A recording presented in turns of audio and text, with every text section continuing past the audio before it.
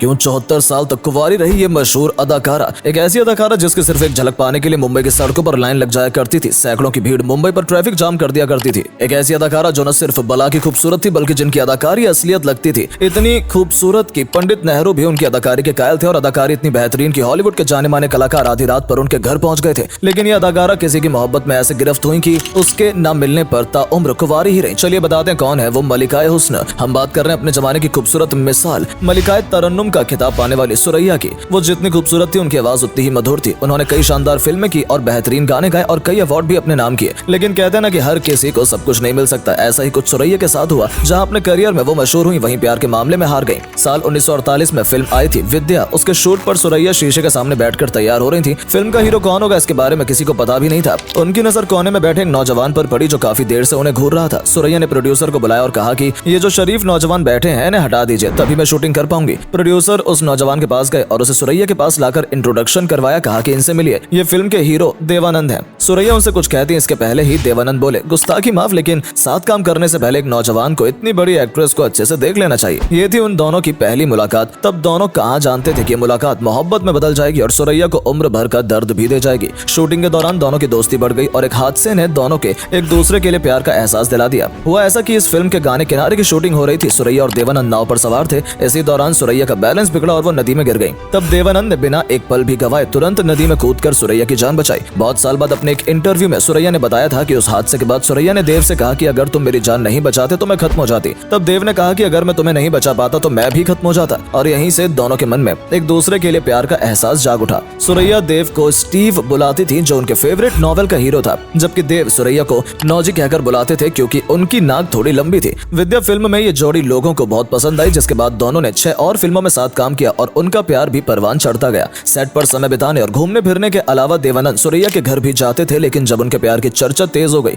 और सुरैया के घर वाले खासकर नानी को जब ये बात पता चली तो वो बहुत गुस्सा हुई, क्योंकि सुरैया की नानी को ये बिल्कुल भी मंजूर नहीं था कि वो किसी गैर धर्म की लड़के से शादी करें। ऐसे में उन्होंने इस प्यार को तोड़ने के लिए तमाम पहरे लगा दिए। फिल्म के सेट पर हमेशा सुरैया के साथ रहने लगी। घर पर देवानंद का आना बंद कर दिया गया और घर में लगे फोन पर भी नजर रखी जाने लगी। ऐसे में प्यार के दर्द में तड़प रही सुरैया और देवानंद खत के जरिए एक दूसरे से बात किया करते थे, जो वो अपने खास दोस्तों के जरिए एक दूसरे को पहुंचाया करते थे। इन पैरों से तंग आकर एक बार तो दोनों ने शूटिंग के दौरान ही शादी का प्लान भी बना लिया। फिल्म जीत के एक सीन में शादी का सीन फिल्माया जा रहा था तो दोनों ने तय किया कि इस सीन में वो सच में शादी कर लेंगे। असली पंडित और असली मंत्र पढ़े जाएंगे। सेट पर सारा इंतजाम भी किया जा चुका था। तभी सुरैया से एक तरफा मोहब्बत करने वाले असिस्टेंट डायरेक्टर ने यह खबर सुरैया की नानी तक पहुंचा दी और फिर बवाल मच गया। सुरैया की नानी उन्हें सेट से खींचकर ले गई और सख्ती और ज्यादा बढ़ गई। इसके बाद सुरैया की नानी और मामा ने उन्हें धमकी दे डाली कि अगर उन्होंने देवानंद को नहीं छोड़ा तो वो देवानंद की जान लेने से भी पीछे नहीं हटेंगे। ये सुनकर सुरैया बहुत डर गई। इसी बीच फिल्म नील की शूटिंग के दौरान एक बार मौका देकर सुरैया ने देवानंद को धमकियों के बारे में बताया और कहा कि वो उन्हें भूल जाए, लेकिन देव नहीं माने। उन्होंने सुरैया से कहा कि मोहब्बत के बीच मजहब और परिवार को न आने दो, हम कोर्ट में शादी कर लेंगे। बताया जाता है कि काफी समझाने के बाद भी जब सुरैया कुछ नहीं बोली तो देवानंद को इतना गुस्सा आया कि उन्होंने उनको थप्पड़ जड़ दिया और सुरैया फूट फूट कर रोने लगी।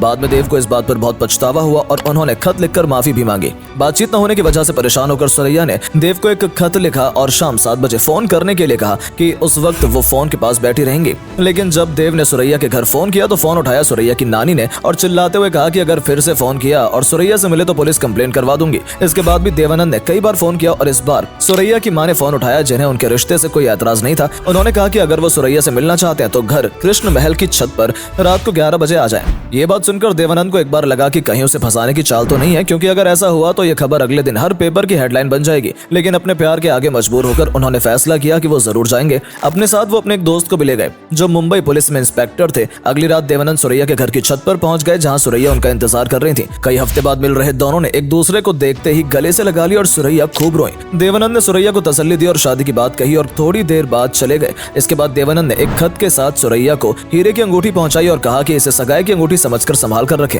लेकिन इसके कई दिनों तक सुरैया की कोई खबर नहीं थी। जब सुरैया का हाल पता करने उनके दोस्त को भेजा गया तो नानी ने उन्हें दरवाजे पर ही रोक दिया और कहा कि अब यहाँ आने की जरूरत नहीं है। यानी कि अंगूठी की बात घर में पता चल गई थी और अब सुरैया को घर से बाहर भी नहीं निकलने दिया जा रहा था। देव की दी हुई अंगूठी नानी ने समुद्र में फिंकवा दी थी। इसके बाद तो दोनों को समझ आ गया था कि हम कभी नहीं मिल पाएंगे और दोनों के रास्ते अलग हो गए। इसके बाद उन्होंने फिल्म में कभी साथ में काम नहीं किया। देव ने सुरैया से कई बार कहा कि शादी कर लेते हैं, लेकिन सुरैया कोई फैसला नहीं ले सकी और नानी के दबाव में आकर इस रिश्ते से पीछे हट गई। 1954 में देवानंद ने अपनी को एक्टर कल्पना से शादी कर ली, लेकिन सुरैया आगे नहीं बढ़ सकी। उन्हें उम्र भर इस बात का पछतावा रहा। उन्होंने एक इंटरव्यू में कहा था कि मुझे देव के प्यार पर भरोसा था लेकिन खुद पर नहीं था। मैं कंफ्यूज थी। देव ने मुझे कायर कहा था और शायद मैं कायर ही थी, तभी तो अपने लिए स्टैंड नहीं ले सकी। उन्हें जो सजा मिली उसके साथ उन्होंने पूरी जिंदगी गुजार दी। उन्होंने कभी किसी और से शादी नहीं की और देवानंद की अधूरी मोहब्बत के साथ 74 साल तक कुंवारी ही रही। अलग होने के बाद सुरैया ने कभी भी देवानंद के साथ किसी भी फिल्म में काम नहीं किया और उनकी यादों के साथ ही उन्होंने पूरी जिंदगी बिता दी। जब सुरैया की मौत हुई तो उनके जनाजे में देवानंद भी शामिल हुए थे और ये बात सुर्खियों में रही थी। देवानंद ने शादी जरूर कर ली थी लेकिन वो भी सुरैया को कभी अपने दिल से भुला नहीं पाए। शायद यही वजह थी कि उनकी पत्नी से भी उनके ज्यादा नहीं बनी और कुछ समय बाद ही उनका तलाक हो गया और इस तरह से प्रेम कहानी उनकी अधूरी रह गई। देवानंद और सुरैया एक दूसरे के प्यार में पड़ गए लेकिन अपने प्यार को मुकम्मल नहीं कर सके और यही वजह थी कि 74 साल तक जिंदा रही सुरैया कुंवारी ही रही। ना कभी किसी से शादी की और ना ही कभी किसी को अपनी जिंदगी में शामिल होने दिया क्योंकि वो देवानंद से प्यार करती थी।